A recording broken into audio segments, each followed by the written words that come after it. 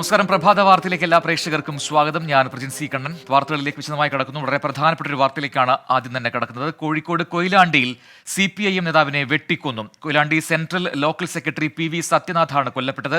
കേസിൽ ഒരാൾ കസ്റ്റഡിയിലായി. CPIM അണേല മുൻ ബ്രാഞ്ച് കമ്മിറ്റി അംഗം അഭിലാഷിനെയാണ് പോലീസ് കസ്റ്റഡിയിലെടുത്തത്. കൊയിലാണ്ടി നഗരസഭ മുൻ ചെയർപേഴ്സന്റെ ഡ്രൈവറാണ് കസ്റ്റഡിയിലുള്ള അഭിലാഷ്. കൊലപാതകത്തിന് പിന്നിൽ വ്യക്തിവൈരാഗ്യം എന്നാണ് സൂചന.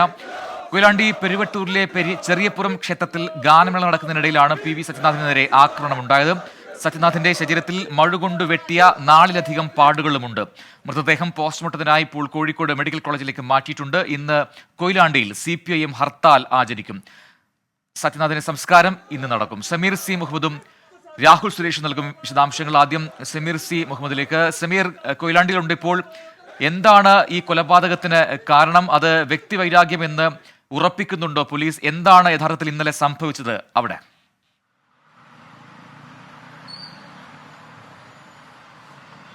പ്രജിൻ, ഇന്നലെ രാത്രി 10 മണിയോട് കൂടിയാണ് നാടിനെ നടക്കിയ ഈ കൊലപാതകം ഉണ്ടായിട്ടത്. Koyilandy central local committee secretary ആയിട്ടുള്ള VP സത്യനാഥൻ എന്ന 62കാരനാണ് മരണപ്പെട്ടത്. ഈ കൊലപാതകം നടക്കുന്നത് ഉത്സവത്തോടനുബന്ധിച്ചാണ്. ഉത്സവത്തിന്റെ ഭാഗമായിക്കൊണ്ട് പെരുവട്ടൂർ ക്ഷേത്രത്തിലെ ഉത്സവം നടക്കുന്നതിനിടയിലാണ് അക്രമി ക്രൂരമായ മർദ്ദനം അഴിച്ചിടുകയും അത്തരത്തിൽ ആയുധം ഉപയോഗിച്ചുകൊണ്ട് കൊലപ്പെടുത്തുകയും ചെയ്തിരിക്കുന്നത്. ഈ സംഭവവുമായി ബന്ധപ്പെട്ട് പോലീസ് പറയുന്നത് നിലവിൽ ഇതൊരു വ്യക്തിവൈരാഗ്യമാണ് ഈ കൊലപാതകത്തിലേക്ക് ഇടയാക്കിയ സാഹചര്യം എന്നാണ്.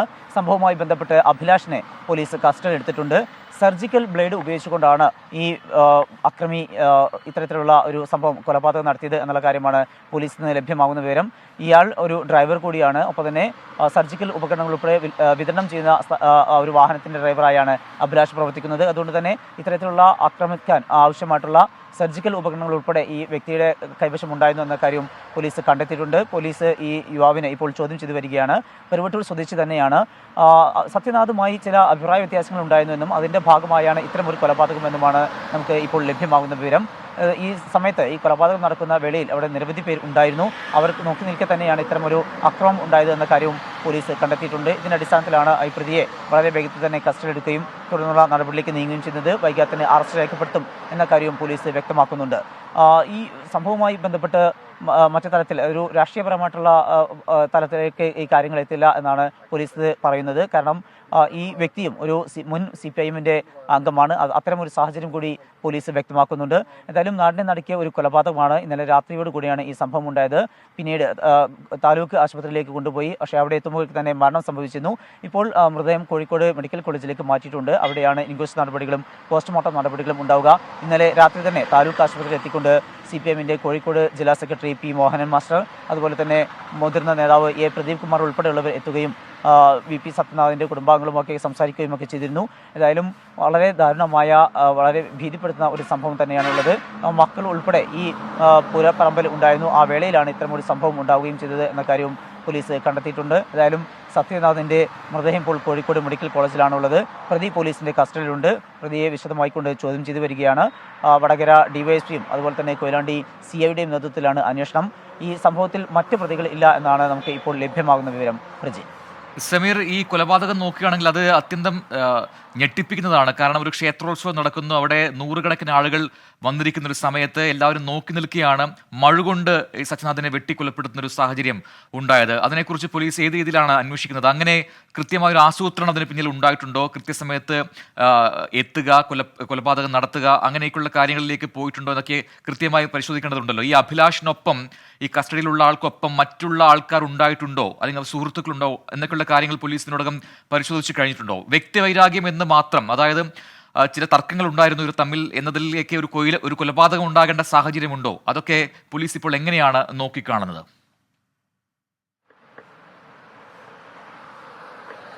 കൃത്യമായൊരു ആസൂത്രണം ഈ കൊലപാതകത്തിന് പിന്നിൽ ഉണ്ടായിരുന്നു എന്ന് തന്നെയാണ് പോലീസിൽ നിന്ന് ലഭ്യമാകുന്ന വിവരം. ആയുധവുമായി എന്തിനാണ് ഈ വ്യക്തി പൂരപ്പറമ്പിലേക്ക് എത്തിയത് എന്നുള്ളതാണ് പോലീസ് പ്രധാനമായും അന്വേഷിക്കുന്നത്. ആ ഒരു സാഹചര്യത്തിൽ തന്നെയാണ് ഇതൊരു കൃത്യമായ ആസൂത്രണത്തോടു കൂടെ തന്നെ നടപ്പാക്കിയ കൊലപാതകമാണ് എന്നുള്ള ആ ഒരു നിഗമനത്തിലേക്ക് പോലീസ് എത്തുന്നതും. മഴു, അതുപോലെ തന്നെ സർജിക്കൽ ബ്ലേഡ് ഉൾപ്പെടെ ഈ പ്രതി കൊണ്ട് നടക്കുന്നുണ്ട് എങ്കിൽ സ്വാഭാവികമായും വളരെ കൃത്യമായിട്ടുള്ള ആസൂത്രണത്തിന്റെ ഭാഗമായിട്ട് തന്നെയാണ് ഇത്തരം ആയുധങ്ങളുമായി ഈ ആഘോഷ പരിപാടിയിലേക്ക് വന്നത് എന്നാണ് പോലീസ് കണ്ടെത്തുന്നത്. അതിന്റെ അടിസ്ഥാനത്തിൽ തന്നെയാണ് ഇത്തരം ഒരു നിഗമനവുമായി പോലീസ് മുന്നോട്ട് പോകുന്നതും. എന്നാൽ ഈ സംഭവത്തിൽ ഇപ്പോൾ അഭിലാഷ് മാത്രമാണ് പ്രതി എന്നാണ് പോലീസിന്റെ കണ്ടെത്തൽ. ആരുടെയൊക്കെ സഹായം ഇതിന് ലഭ്യമായിട്ടുണ്ട് എന്ന കാര്യം പോലീസ് പരിശോധിക്കുന്നുണ്ട്. ഇത്രയേറെ ആളുകൾ നോക്കി നിൽക്കെ ഈ ആഘോഷത്തിനിടയിൽ തന്നെയാണ് ഇത്തരമൊരു സംഭവം. ഗാനമേള നടക്കുന്ന സമയത്തായിരുന്നു, അതുകൊണ്ട് തന്നെ എല്ലാവരുടെയും ശ്രദ്ധ ഗാനമേളയിലായിരുന്നു. ആ ഒരു വേളയിലാണ് ഇത്തരമൊരു അക്രമം അഴിച്ചുവിടുകയും ക്രൂരമായി കൊണ്ട് കൊല ചെയ്യുന്ന ഒരു ഘട്ടം ഉണ്ടാവുകയും ചെയ്തത്.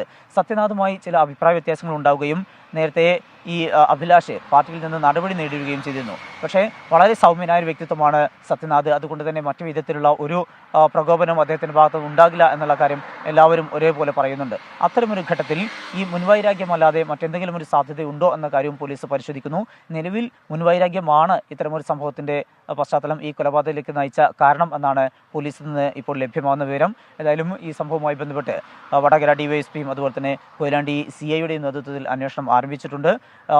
4 അധികം വെട്ട് ഏറ്റ ഒരു സാഹചര്യമുണ്ടായിരുന്നു. അതുപോലെ തന്നെ സർജിക്കൽ ബ്ലേഡ് ഉപയോഗിച്ചുകൊണ്ട് വരഞ്ഞ അത്തരത്തിലുള്ള ആക്രമിച്ച അതിൻ്റെ പാടുകളും ശരീരത്തിലുണ്ട് എന്നാണ് ലഭ്യമാകുന്ന വിവരം. വിശദമായ കാര്യങ്ങൾ പോസ്റ്റ്മോർട്ടം നടപടികൾക്ക് ശേഷം നമുക്ക് ലഭ്യമാകും. എന്തായാലും നിലവിൽ വ്യക്തിവൈരാഗ്യമാണ് ഈ കൊലപാതകത്തിന് കാരണം എന്നാണ് പോലീസ് ശരി സമീർ തുടരുക. എന്നാൽ കൂടുതൽ വിവരങ്ങൾ ആവശ്യമുണ്ട്. എന്തായാലും നിലവിൽ പറയുന്നത് രാഷ്ട്രീയമായ കാരണങ്ങളാലല്ല ഈ കൊലപാതകം നടന്നത് എന്നാണ്. വ്യക്തിവൈരാഗ്യം മാത്രമേ ഉള്ളൂ. അപ്പോഴും സൗമ്യനായ ഒരു യുവാവ് എങ്ങനെയാണ് എല്ലാവരും നോക്കി നിൽക്കുക, അതും ഒരു ക്ഷേത്രോത്സവ സമയത്ത് ഈ കൊലപാതകം നടത്തിയതിന് എന്താണ് പ്രകോപനമായത് എന്ന കാര്യത്തിൽ ദുരൂഹതകൾ തുടരുകയാണ്. അതിൽ പോലീസിന്റെ വിശദമായ അന്വേഷണം ഇപ്പോൾ ആരംഭിച്ചു കഴിഞ്ഞിട്ടുണ്ട്. എന്താണ് ഇതിൽ പാർട്ടിയുടെ നിലപാട് എന്നുകൂടി നോക്കാം. രാഷ്ട്രീയ കൊലപാതകമല്ല എന്നായിരുന്നു ഇന്നലെ CPM ജില്ലാ സെക്രട്ടറി P. മോഹൻ മാസ്റ്റർ പറഞ്ഞത്. പ്രതികരണത്തിലേക്ക് ഈ സംഭവവുമായി ബന്ധപ്പെട്ട് ഒരാൾ പോലീസ് കസ്റ്റഡിയിൽ, ഈ കൊയിലാണ്ടിക്കാരൻ തന്നെയായിട്ടുള്ള ഒരാൾ പോലീസ് കസ്റ്റഡിയിൽ ഉണ്ട്.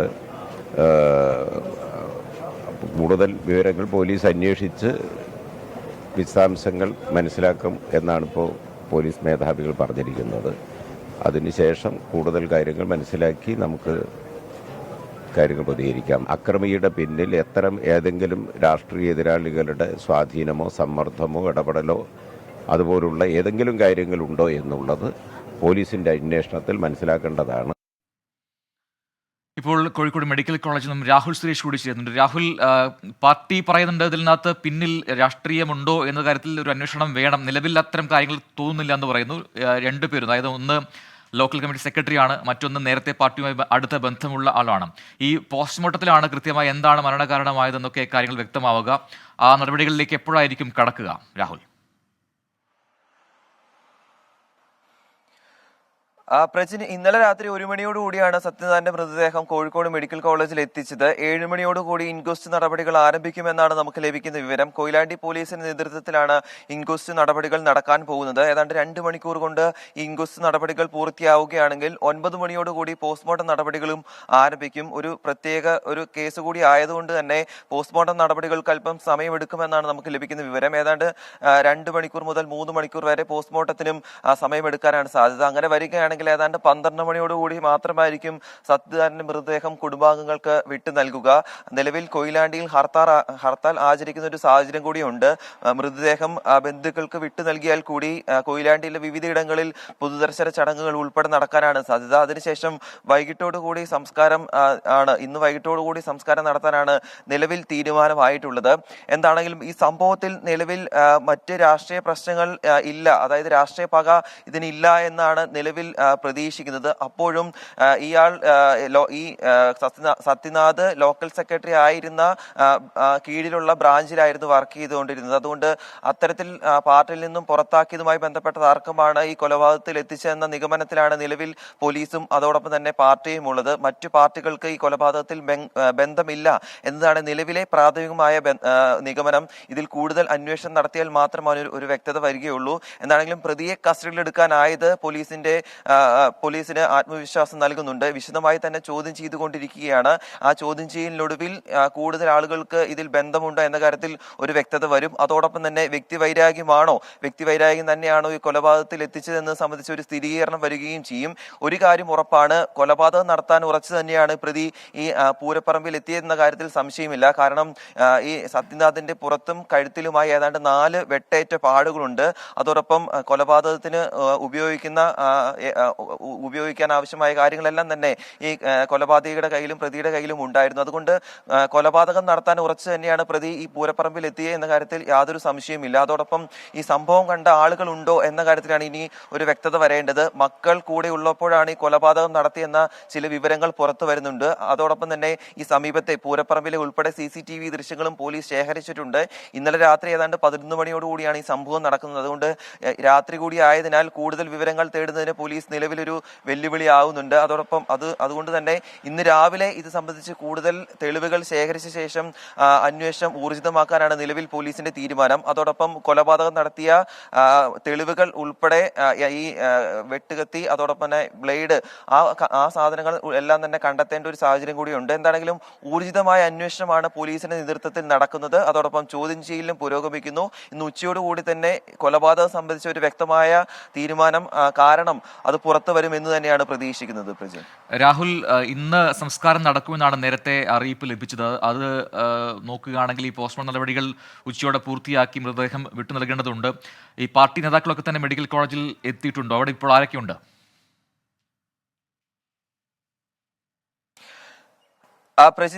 പാർട്ടി നേതാക്കൾ, അതായത് CPM-ന്റെ ജില്ലാ സെക്രട്ടറി ഉൾപ്പെടെയുള്ള ആളുകൾ 7 മണിയോടുകൂടിയായിരിക്കും നിലവിലെത്തുക. കാരണം ഇൻക്വസ്റ്റ് നടപടികൾ 7 മണിക്ക് ആണ് ആരംഭിക്കുക. അതനുസരിച്ച് കൂടുതൽ നേതാക്കൾ മെഡിക്കൽ കോളേജിലേക്ക് എത്താനുള്ള സാധ്യതയാണ് ഉള്ളത്.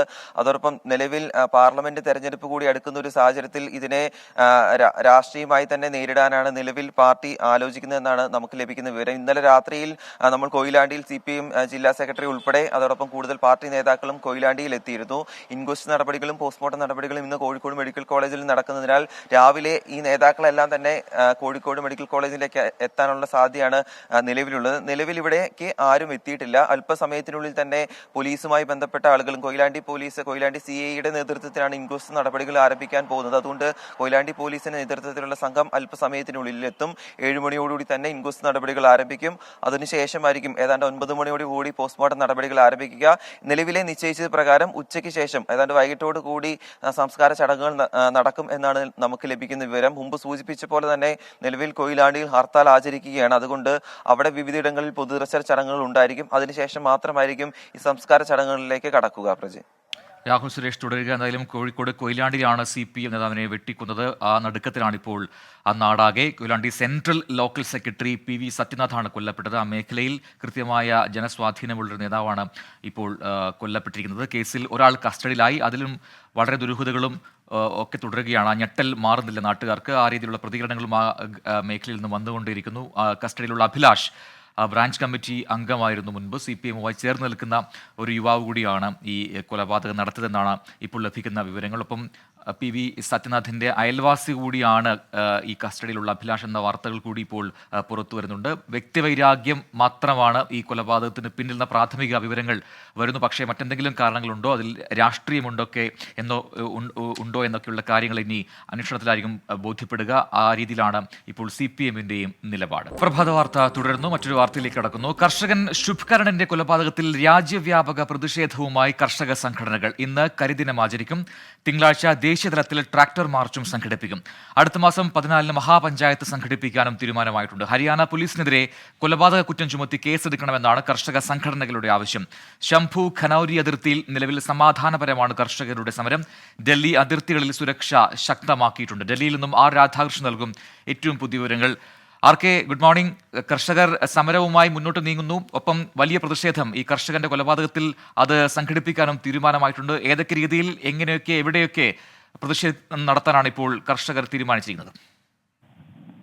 ഗുഡ് മോർണിംഗ് പ്രജിൻ സൂചിപ്പിച്ചതുപോലെ ഈ കർഷകന്റെ മരണവുമായി ബന്ധപ്പെട്ടിട്ടുള്ള വിഷയത്തിൽ വളരെ ശക്തമായിട്ടുള്ള പ്രതിഷേധം ഉയർത്താൻ വേണ്ടിയിട്ടുള്ള തീരുമാനമാണ് ഇപ്പോൾ കർഷക സംഘടനകൾ സ്വീകരിച്ചിരിക്കുന്നത്. അതിനനുബന്ധമായിട്ട് ഡൽഹി അടക്കമുള്ള മേഖലകളിൽ വളരെ കർശനമായിട്ടുള്ള സുരക്ഷ പോലീസും ഏർപ്പെടുത്തിയിരിക്കുന്നു. കർഷകർ ഈ ശംഭു അതിർത്തി അടക്കമുള്ള മേഖലകളിലാണ് ഇപ്പോൾ തമ്പടിച്ചിരിക്കുന്നത്. ഡൽഹിയുടെ ഏതെങ്കിലും 5 അതിർത്തികളിൽ ഏതെങ്കിലും ഒരിടത്തേക്ക് ഈ കർഷകർ എത്തിയിട്ടില്ല. അതുകൊണ്ട് ഈ സമരം ഡൽഹിയെ ബാധിച്ചു എന്ന് നമുക്ക് പറയാനായി സാധിക്കില്ല. എന്നാൽ വിവിധ കർഷക സംഘടനകൾ ഈ സംഭവത്തിൽ പ്രതിഷേധിച്ചുകൊണ്ട് പ്രതിഷേധത്തിന് ആഹ്വാനം നൽകിയിട്ടുണ്ട്. അതിന് അനുബന്ധമായി ചില സാമൂഹിക സംഘടനകൾ പ്രതിഷേധിക്കാനായിട്ടുള്ള തീരുമാനം കൈക്കൊണ്ടിട്ടുണ്ട്. അത് ഏത് വിധത്തിലാണ് ഈ പ്രതിഷേധം ഡൽഹിക്കുള്ളിൽ ഉണ്ടാകുമോ എന്നതടക്കമുള്ള കാര്യങ്ങളിൽ ഒരു വ്യക്തത രാവിലെ ഒക്കെ മാത്രമേ നമുക്ക് ലഭിക്കുകയുള്ളൂ. ഏതായാലും ഈ കാര്യങ്ങളെല്ലാം മുന്നിൽ കണ്ടുകൊണ്ട് വളരെ ശക്തമായിട്ടുള്ള ക്രമീകരണങ്ങൾ അത് നഗരത്തിനകത്തും അതിർത്തി മേഖലകളിലും ഒക്കെ പോലീസ് ഏർപ്പെടുത്തിയിരിക്കുന്ന ഒരു കാഴ്ചയാണ് രാവിലെ മുതൽ കാണാനായിട്ട് സാധിക്കുന്നത്. ഡൽഹി അതിർത്തി ഉള്ളിലേക്ക് വാഹനങ്ങളെ പ്രവേശിപ്പിക്കുന്നത്, പ്രത്യേകിച്ച് ട്രക്കുകൾ അടക്കമുള്ളവയെ പ്രവേശിപ്പിക്കുന്നില്ല എന്ന് തന്നെ നമുക്ക് പറയാം. ബാക്കിയുള്ളവയെ വളരെ ശക്തമായിട്ട് പരിശോധനകൾ നടത്തിയാണ് ഉള്ളിലേക്ക് വരുന്നത്. കർഷകരാകട്ടെ ഈ മഹാപഞ്ചായത്ത് പ്രഖ്യാപിച്ചിട്ടുണ്ട്. അതിനൊപ്പം ഈ സമരം ശക്തമാക്കാനായിട്ടുള്ള തീരുമാനങ്ങളെ സംബന്ധിച്ചിട്ടുള്ള കാര്യങ്ങളും ഇന്ന് പ്രഖ്യാപിക്കും. ഇന്ന് ഈ ഡൽഹി ലക്ഷ്യമിട്ടുകൊണ്ട് മാർച്ച് നടത്തുമോ എന്നുള്ളത് അല്പസമയത്തിനകം മാത്രമേ അറിയാനായി സാധിക്കുകയുള്ളൂ. ശരി, ആർ രാധാകൃഷ്ണനാണ് ഡൽഹിയിൽ നിന്നും വിശദാംശങ്ങൾ നൽകിയത്. കർഷക സമരത്തിൽ യുദ്ധക്കളമായ കേന്ദ്രമാണ് പഞ്ചാബ് ഹരിയാന അതിർത്തിയായ ഖനൌരി. പോലീസ് നടപടിയുടെ ഞെട്ടിപ്പിക്കുന്ന ദൃശ്യങ്ങളാണ് പുറത്തുവന്നത്. അതിർത്തി കടന്നെത്തിയ പോലീസ് ട്രാക്ടറുകൾ അടിച്ചു തകർത്തു. പഞ്ചാബിലെ മണ്ണിൽ ട്രാക്ടറുകൾ കുറവല്ലെന്ന് കർഷകർ മുന്നറിയിപ്പ് നൽകി. ഖനൌരിയിൽ നിന്ന് നിതിൻ അംബുജൻ തയ്യാറാക്കിയ റിപ്പോർട്ട് കാണാം.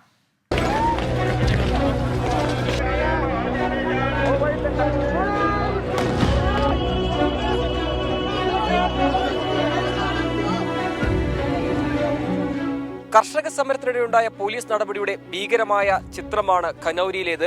ഞാനീ നിൽക്കുന്ന പഞ്ചാബിന്റെ മേഖലയിലേക്ക് ഹരിയാന പോലീസ് കടന്നു വരികയും അതിനുശേഷം വ്യാപകമായ അതിക്രമം അഴിച്ചുവിടുകയായിരുന്നു. എന്തായാലും ഈ ദൃശ്യങ്ങൾ തന്നെ കാണുന്നത് ഹരിയാന പോലീസിന്റെ മേഖലയാണ്. കോൺക്രീറ്റ് ബാരിക്കേഡ് സ്ഥാപിച്ചും മുള്ളുവേലി സ്ഥാപിച്ചും കണ്ടെയ്നർ ബാരിക്കേഡ് സ്ഥാപിച്ചും ഇപ്പോഴും സുരക്ഷയ്ക്കായി നിലയുറപ്പിച്ചിട്ടുണ്ട് ഹരിയാന പോലീസ്. എന്തായാലും ഖനൌരിയിലെ ചിത്രം അങ്ങേയറ്റം ഞെട്ടിപ്പിക്കുന്നതാണ്. അതിഭീകരമാണ് സാഹചര്യം. കാരണം ഒരു കർഷകൻ കൊല്ലപ്പെട്ടു. പോലീസിന്റെ വെടിവെപ്പിലും അതോടൊപ്പം തന്നെ കണ്ണീർവാതക ഷെല്ലുമാണ് കർഷകൻ കൊല്ലപ്പെട്ടത്. എന്തായാലും ഈ മേഖലയിലുള്ള വാഹനങ്ങളെല്ലാം തന്നെ കർഷകരുടെ വാഹനങ്ങൾ പൂർണ്ണമായും പോലീസ് അടിച്ചു തകർത്തിരിക്കുകയാണ്. കഴിഞ്ഞ ദിവസം ഉണ്ടായ സംഘർഷത്തിനിടെയാണ് പോലീസിന്റെ ഈ നടപടി.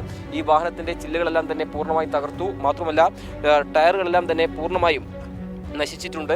എന്തായാലും കർഷകരുടെ സമരത്തിന്റെ പ്രതീകം, കർഷകരുടെ പോരാട്ടത്തിന്റെ പ്രതീകം എന്ന് വിശേഷിപ്പിക്കുന്ന ട്രാക്ടറുടെ അവസ്ഥയാണിത്.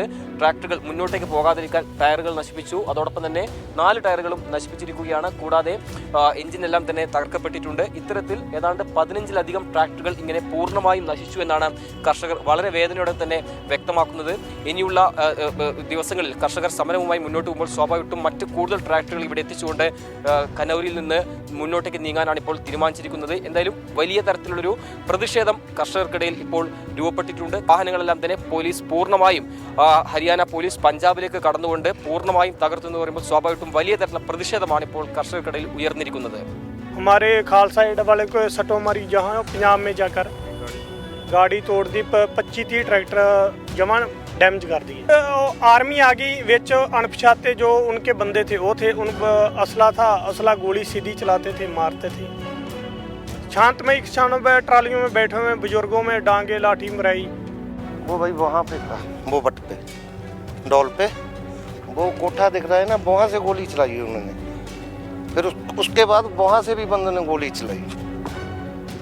बहुत ज़्यादा नुकसान किया है सरकार ने। कोई मूवमेंट नहीं थी, खड़े थे सब, वहाँ से गोली चला के वहाँ बंदा मार दिया यार। क्या कसूर था? अकेला लड़का था, क्या परिवार के साथ क्या बन रही है सरकार? तो यार सब बेकार काम कर रही है। കർഷക സമരത്തിന്റെ കറുത്ത ദിനമെന്ന് വിശേഷിപ്പിക്കാവുന്നതാണ് കഴിഞ്ഞ ദിവസം ഖനൌരിയിലുണ്ടായ പോലീസ് നടപടിയും അതിലൊരു കർഷകൻ കൊല്ലപ്പെടുകയും ചെയ്തത്. ഈ പാടത്ത് വെച്ചാണ് 21 വയസ്സുകാരനായ ശുഭ്കരൻ കൊല്ലപ്പെട്ടത്. പോലീസിന്റെ കണ്ണീർവാതക ഷെൽ പ്രയോഗവും അതോടൊപ്പം വെടിവെപ്പിനെ തുടർന്നുമാണ് കർഷകൻ കൊല്ലപ്പെട്ടത്.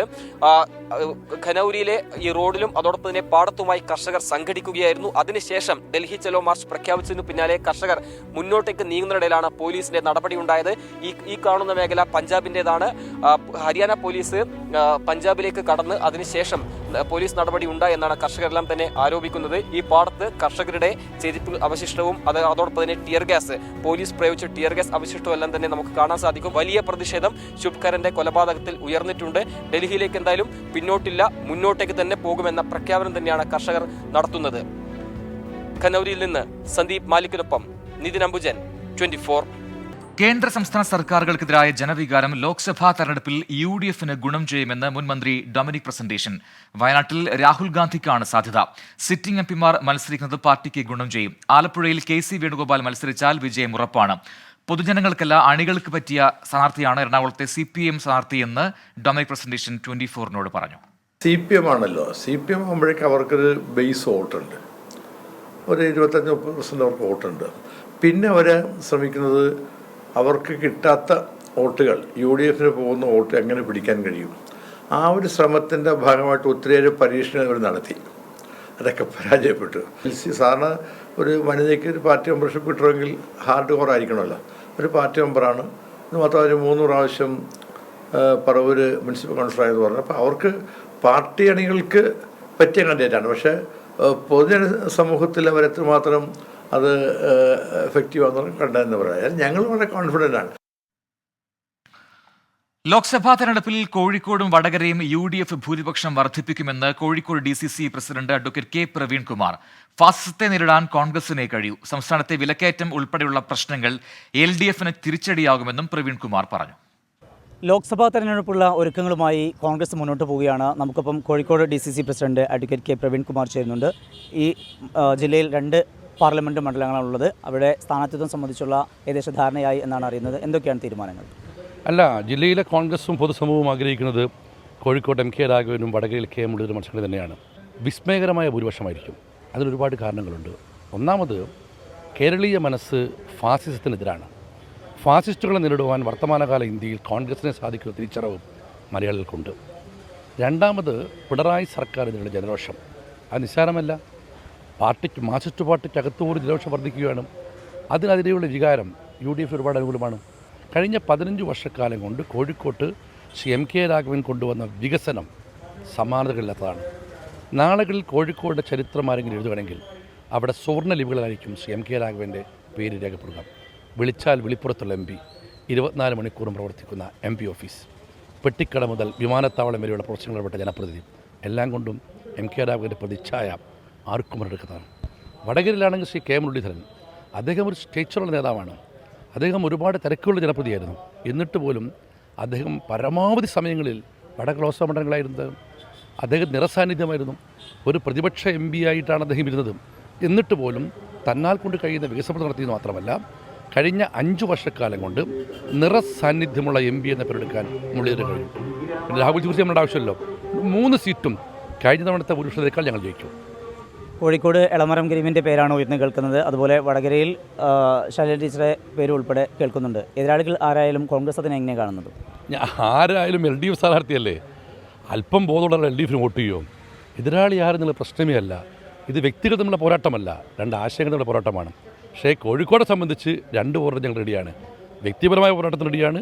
ആദർശോടെ രണ്ടായാലും ഒരു പണത്തൊക്കെ മുമ്പിൽ UDF ആയിരിക്കും. സ്ഥാനാർത്ഥി പ്രഖ്യാപനം ഉൾപ്പെടെയുള്ള കാര്യങ്ങളിലേക്ക് എന്നായിരിക്കും ഹൈക്കമാൻഡ് എത്തുന്നത്? അത് പാർട്ടി നേതൃത്വമാണ് തീരുമാനിക്കേണ്ടത്. ഏതായാലും പ്രഖ്യാപിക്കുന്നതിന് മുമ്പ് തെരഞ്ഞെടുപ്പ് ഒരുക്കങ്ങൾ ആരംഭിച്ചു എന്നുള്ളതാണ് UDFിൻ്റെ ഇത്തവണ സവിശേഷത. പ്രവർത്തനവും ഞങ്ങൾ മുന്നോട്ട് പോകുന്നു. സ്വപ്നതുല്യമായ ഭൂരിപക്ഷം 3 UDF ലഭിക്കും. രാജേഷ് വെള്ളരിക്കൊപ്പം സമീർ സി മുഹമ്മദ്, 24. സംസ്ഥാനത്ത് 23 തദ്ദേശ വാർഡുകളിൽ നടന്ന ഉപതെരഞ്ഞെടുപ്പ് ഫലം ഇന്നറിയാം. ഇന്നലെയാണ് ഒരു കോർപ്പറേഷൻ വാർഡിലും 4 മുനിസിപ്പാലിറ്റി വാർഡുകളിലും 18 ഗ്രാമപഞ്ചായത്ത് വാർഡുകളിലും ഉപതെരഞ്ഞെടുപ്പ് നടന്നത്. രാവിലെ 10 മണിയോടെ വോട്ടെണ്ണൽ ആരംഭിക്കും. 88 സ്ഥാനാർത്ഥികളാണ് തെരഞ്ഞെടുപ്പിൽ മത്സരിച്ചത്. വോട്ടെണ്ണലിലുള്ള എല്ലാ സജ്ജീകരണങ്ങളും പൂർത്തിയായതായി സംസ്ഥാന തെരഞ്ഞെടുപ്പ് കമ്മീഷണർ അറിയിച്ചു. ഇനി ഇപ്പോൾ കിട്ടിയ പ്രധാന വാർത്തകൾ നോക്കാം. മഹുവ മൊയ്ത്ര നൽകിയ കേസിൽ ഡൽഹി ഹൈക്കോടതി ഇന്ന് വിധി പറയും. മാധ്യമങ്ങളെ ഉപയോഗിച്ച് ED അപകീർത്തിപ്പെടുത്തുന്നുവെന്ന ആരോപണം. 19 മാധ്യമ സ്ഥാപനങ്ങളെ വാർത്തകൾ നൽകുന്നതിൽ നിന്നും വിലക്കണമെന്ന ആവശ്യത്തിലാണ് കോടതി വിധി പറയുക. 3ാം സീറ്റ് ആവശ്യം തഴഞ്ഞാൽ പരസ്യ പ്രതിഷേധത്തിനൊരുങ്ങി മുസ്ലിം ലീഗ്. UDF യോഗം ബഹിഷ്കരിച്ച് പ്രതിഷേധിക്കാൻ നീക്കം. സീറ്റില്ലാതെ ഒത്തുതീർപ്പിന് ഇല്ലെന്ന് ലീഗ് നേതാക്കൾ. കടുത്ത തീരുമാനങ്ങൾ എടുക്കുമെന്നും മുന്നറിയിപ്പ്. പ്രഭാത വാർത്ത പൂർത്തിയാവുന്നു.